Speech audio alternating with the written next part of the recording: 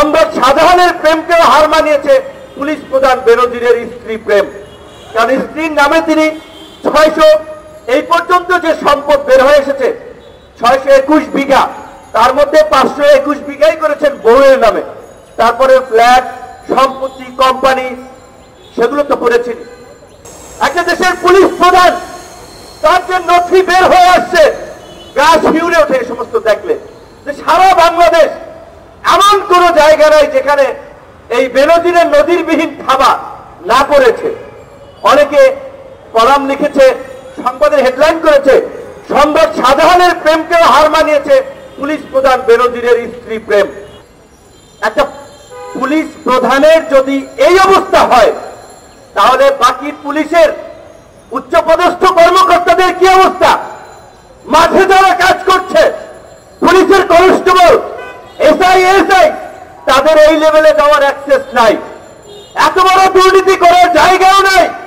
কিন্তু আজকে যারা police super, SP, additional SP, DIG, আমি বলেছি যে এই যে আপনার 64 জেলার এসপিদের বিরুদ্ধে তদন্ত করেন, ডিআইজিদের বিরুদ্ধে তদন্ত করেন।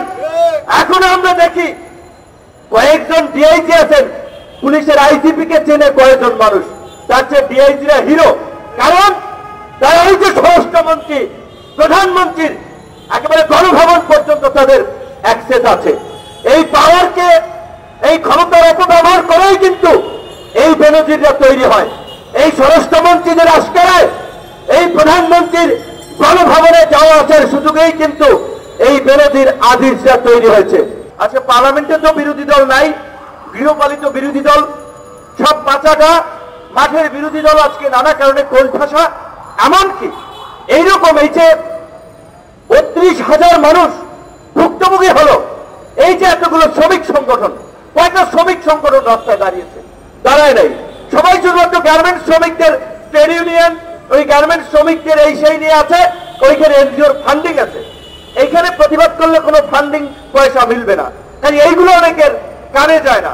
আর আছে কিন্তু শুক্রবার পার্টি, ফ্রাইডে পার্টি, শুক্রবার সবার বন্ধ থাকে, শুক্রবার কিছু লোকজন নিয়ে এখানে প্রতিবাদ করো।